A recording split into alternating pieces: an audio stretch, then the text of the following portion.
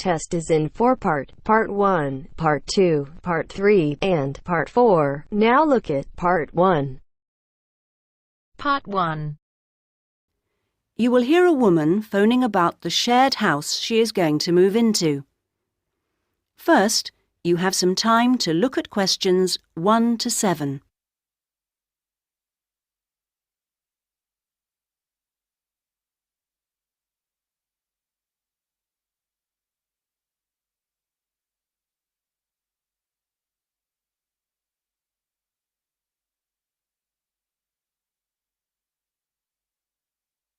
You should answer the questions as you listen, because you will not hear the recording a second time. Listen carefully to the first part of the conversation and answer questions 1 to 7. Hello? Hello, this is Hilary. I'm calling about the house. I'm moving in next week. Oh, yes, Hilary. This is Judith. I met you when you came to look at the house. Yes, I just had a few more questions I wanted to ask. Of course. Well, first, about the rent. I realise I didn't check what it included. Yes, that's important. It includes most things. We don't have to pay extra for heating, for example, just for the telephone, which is fair enough, I suppose. Local taxes are part of the rent, so that's not a worry. That's fine. Then I remember I should have sent my letter of reference to the landlord by now, but I haven't got his address. Yes, you should get that off right away. Address it to Mr. Crawley. He's at 14 King Street. Is that in Exford? Yes. And then you'll need to put the postcode, of course. It's AP12 7QT. Got that, thanks. I also realise I don't know exactly what the house has in the way of equipment. Is there a microwave, for example? There isn't. None of us feels the need. Oh, fine. I'm sure I can do without one too. What about a hairdryer? Maybe you should bring one, if you need one. I'll buy one, yes. And TV? Oh, yes. We've got 2, in fact. Was there anything else? I just wondered if there were any rules. Not really. We share the cleaning, things like that. We do have to be careful about loud music. Yes. So we've agreed that there shouldn't be any loud music after 9, and that we don't play music at all in the living room after 10. Up to 11 in your own room's okay, as long as it's not too noisy. That sounds good. And is there somewhere safe I can keep my bike? That's difficult. To be honest, lots do get stolen round here. We haven't got a garage, so we tend to park ours in the garden so that they're hidden from the street. OK. Now, I hope you like cooking. Yes, I do. Do you all have shared meals? Not very often, actually. But when the weather's good in the summer, we like to have a barbecue together, which we do each Wednesday. We tend to go out at weekends. Sounds fun. Before you hear the rest of the conversation, you have some time to look at questions 8 to 10.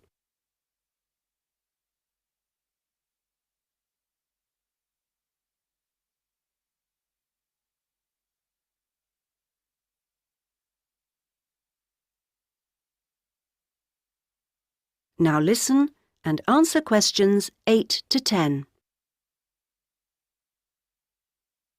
Are you familiar with this area? A bit. Actually, there are a few things that I'd like to know the location of. A bank, for example. Yes, there's one quite close.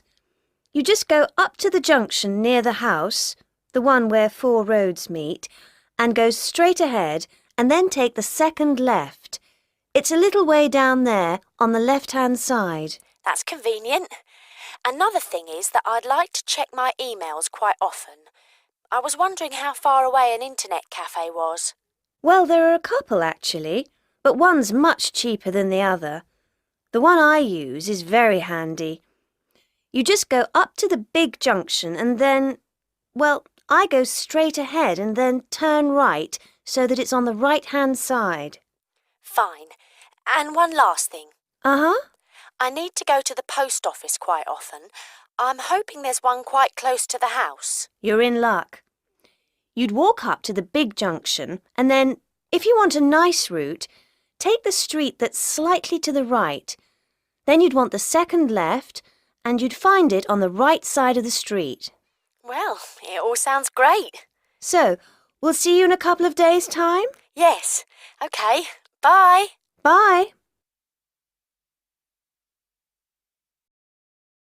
That is the end of part 1. You now have half a minute to check your answers.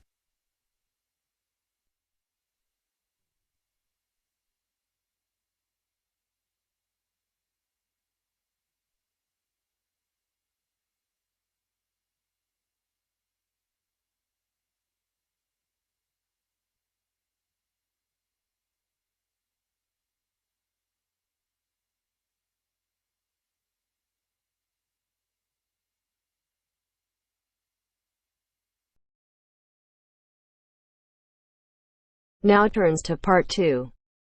Part 2. You'll hear two teachers discussing a school trip. First, you have some time to look at questions 11 to 16.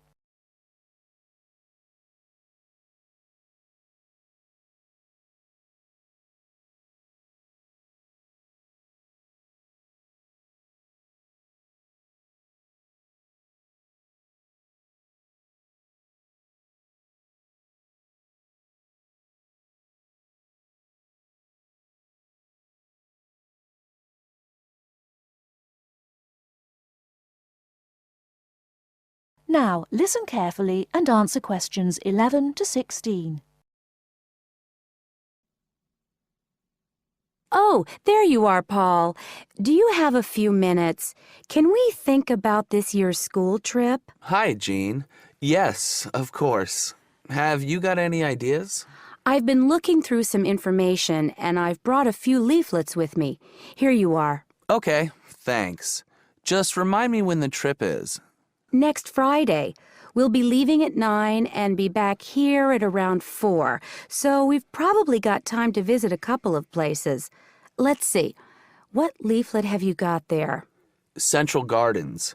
Looks like a nice place. It's open from 9 until 6, so we could go there anytime we wanted, really. What about there in the morning and then somewhere else in the afternoon? Farmers Market would be an option first as well, at least until they close at 1. Or we could try Grey Castle. That should be possible in the morning or in the afternoon. Oh, hang on. That's at the weekend. The last admission is at noon on weekdays. Greenhall says the same thing. Queen's Park opens at 8, so we could go there first. Or, according to these times, we could go there on the way back to school, because they don't close the gates until sunset during the week. Okay, that gives us a few options.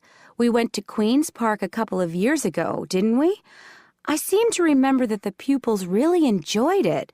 It'd be nice to go somewhere new as well. I've seen groups from other schools going around Grey Castle. So have I. But then again, maybe we should play it safe and go to Green Hall. At least we've got experience of taking classes round there. Farmers Market is popular with other schools, though, so it must be interesting. It'd be good to go somewhere where someone can show the pupils around, explain things to them. I've been on a tour around the castle, and they do a really good job. I think they have guides at the hall, too, don't they? It says here that they used to, but don't anymore. You can get shown round Central Gardens, though. I think we'd have to do any explaining if we took the pupils to the market or the park. That wouldn't be a problem, though. No, and at least those two would be free, wouldn't they? I think all the others charge, and we'd have to get the parents to pay some money. I'm sure they wouldn't mind paying if it was a small amount. Let me check the leaflets. There's a special price for large groups at Grey Castle. Oh, but you can get into Central Gardens for nothing. Right. Oh, I've just thought of something. We wouldn't need to book anything if we were going to Queen's Park, but what about the other places? Central Gardens say you need to let them know if there are more than 10 people in your group, which would include us. The same at Grey Castle. Farmers Market says you can just turn up, and so does Green Hall. Right. Well, I suggest we take the pupils to Grey Castle for a tour in the morning. How does that sound? Yes, sounds good. We should contact them to book it as soon as possible. In the afternoon, we can do something a bit more relaxed at the park, and we'll have to think about going to Green Hall another year. Shame Farmers Market isn't open, but we can't change the day. So that's a decision then. Now, let's think about what we're going to get the pupils to do. It's a school trip, after all, and we should give them some work to do. Before you hear the rest of the talk, you have some time to look at questions 17 to 20.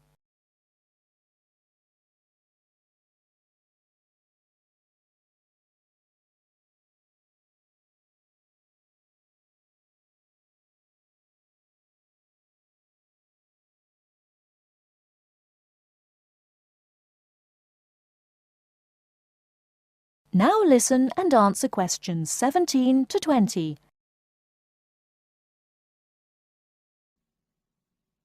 I think they should know something about the place before they go. That way they know what they're looking at, and they'll be able to write about it better when they get back. I'll put some information together to look at home and give them copies after the next lesson. Good idea. I'll write something for them to do as they're going round the place. We did a quiz last year, and that worked really well. I'll do the same kind of thing this time. Okay. Now, what about the travel arrangements? How are we getting there? What do you think? I remember one year Mrs. Jackson took her group by bus, and that was a complete nightmare. It's quite a long way, isn't it? We could hire a coach for the day, which is what we usually do, or there's the train. It's rush hour, though, isn't it? So it'll be really crowded. And it'll be more convenient for the rest of the day if we've got our own transport. Yes, we'll do that then. Anything else? Oh, we need to let the parents know what's happening. We could ask the office to call everyone. It would take too long with so many. I know when we send a letter home, there are always a few pupils who lose it, but not all the parents have email yet, so I don't think we have any choice, really. I'll write something and take it to the school office this afternoon. Right. I'll go and tell the pupils the good news.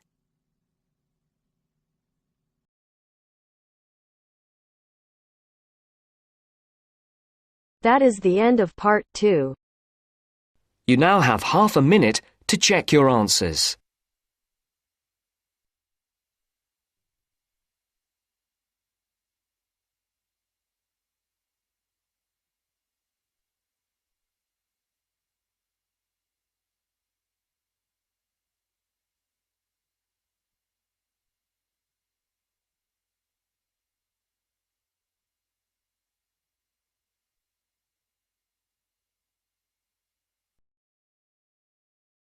Now turns to part 3.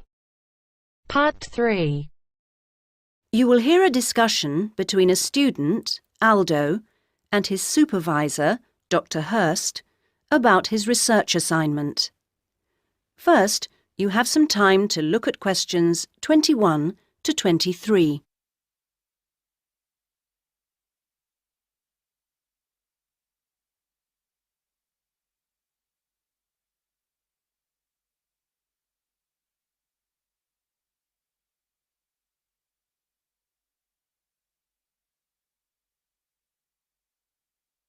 Now listen to the first part of the conversation and answer questions 21 to 23. So, Aldo, how's it going so far with your assignment? Not too bad. You're looking at the community round here. That's right. How people perceive the community they are in. Have you made much progress? I conducted quite a lot of interviews on the street with local residents. Their responses are interesting. I haven't got quite as many yet as I'd like. I had wondered if I'd have language problems, particularly with the different accents.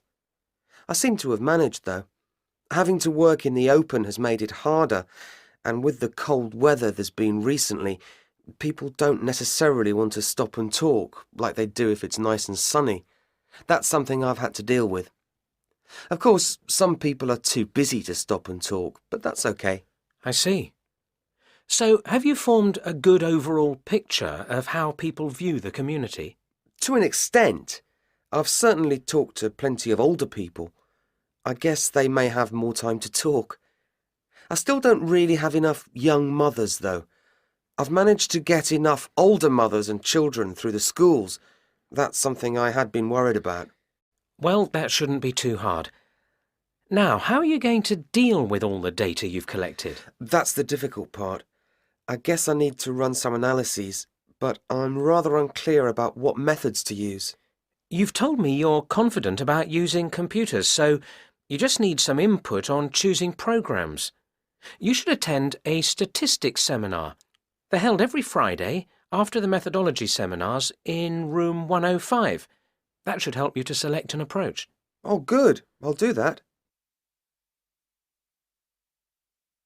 Now you have some time to look at questions 24 to 30. Meanwhile, let's hear something about what you've learned. Yes, I talked to a number of residents. Good. I imagine they didn't always have the same opinions. Views were certainly quite mixed. Take sports facilities. In general, people seemed to think they weren't very good. There's no swimming pool in the area, for example. But at the same time, there's a new football training area. It looks very smart to me, but it doesn't seem to get used very much. People seem to prefer sitting around in the parks. They enjoy that, taking picnics and so on. Although they want the council to be more efficient at cleaning, there's a lot of litter. People are obviously very concerned about their children's learning. The general view seems to be that early schooling at primary level is of a good standard in the area, but that this standard declines as children move up through the system. The colleges were criticised in particular. OK, now are you going to collect any more data? Some, I hope. There's a local festival next week, and I think the events there will give me some useful opportunities. I talked to a council officer about it all. Good. What does it involve? First, there's a dance show, which I'm sure I'll enjoy. The council explained that the concert hall's being renovated and won't be ready in time, so it's being held in the main square, which I think will be better anyway. At least I'll have more space to wander round in. True. And so I hope to be able to carefully watch the age groups that are there in the audience and make notes about how they interact. So that's one event. Then the following day there's another interesting event which I look forward to going along to, and that's a cookery competition. Oh yes, interesting. I think so. Yes, that one's being organised in the town hall, which has a big space apparently. With food and cooking from all the different people in the area, the council officer told me that it'll be a good chance to find out about the different cultures that make up the community. Sounds promising. Then there's one more event I'd like to go along to. The council officer promised me that the courses fair will be interesting. It's going to be in the Langtree Theatre, and the officer said lots of teachers will be there. I've already talked to plenty of them, but he advised me to put some questions to the head of education, who will also be there. That's all very useful. OK, I suggest you come back next week. That is the end of part 3. You now have half a minute to check your answers.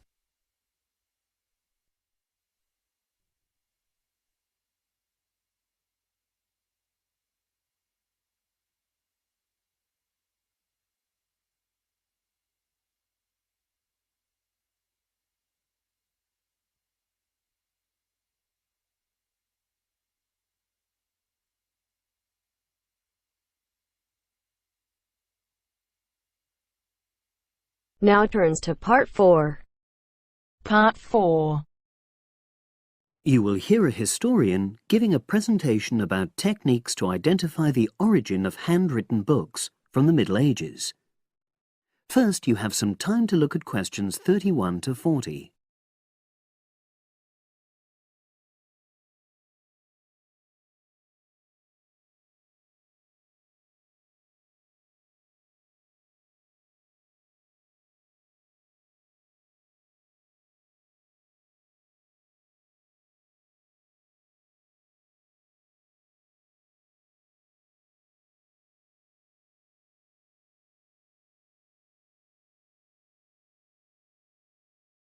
Now listen and answer questions 31 to 40. My presentation today is on how the science of genetics is being used to shed light on the origin of manuscripts, anything written by hand, produced in the medieval period, that is, the period between the 5th and 15th centuries AD. As many of you know, thousands of medieval handwritten books still exist today. Some of them have a clear provenance. That is, we know exactly where and when they were written. But the origin of many manuscripts has been a complete mystery. That is, until 2009, when geneticists started using DNA testing to shed light on their origins. But before looking at the new research, I need to explain something about the way the manuscripts were produced, particularly what they were written on.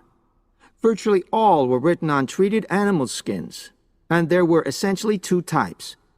The first was parchment, which is made of sheepskin. It has the quality of being very white, but also being thin. It has a naturally greasy surface, which meant it was hard to erase writing from it. This made it much sought after for court documents in medieval times. The second type is vellum, which is calfskin. This was most often used for any very high-status documents because it provided the best writing surface, so scribes could achieve lettering of high quality. So, once the animal hides had been chosen, they had to be prepared. Where the right materials were on hand, the skins were put into large barrels or vats of lime, where they were agitated or stirred frequently. But if lime wasn't available, then the hides were buried. Both these techniques were designed to cause the hair to slough off and the skins to become gelatinous and therefore more flexible. The next stage was to put the hides on stretcher frames and pull them very tight. While on the frame, they were scraped with a moon-shaped knife in order to create a uniform thickness. For parchment, that was the end of the process. But for vellum, there was an additional stage, where it was bleached in order to achieve the desired color.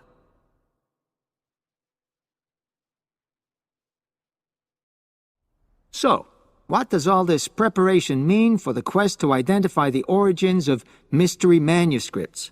Well, until recently, the only way historians and other academics were able to guess at origins was either through the analysis of the handwriting style or from the dialect in which the piece was written. But these techniques have proven unreliable for a number of reasons. It was thus decided to try to look at the problem from a different angle, to start from what is known, that is, the small number of manuscripts whose origins we do already know. Because these parchments and vellum are both made from animal hides, it was possible to subject them to DNA testing and to identify the genetic markers for the date and location of production. From this was created what is known as a baseline. The next stage was to test the mystery manuscripts, finding their DNA characteristics, and then making comparisons between the known and the mystery scripts. Genetic similarities and differences enabled the scientists to gain more information about the origins of the many manuscripts we had known virtually nothing about up to that point. Now you might ask, what are the potential uses of this new information? Well, obviously, it can shed light on the origin of individual books and manuscripts. But that's not all. It can also shed light on the evolution of the whole of the manuscript production industry in medieval times.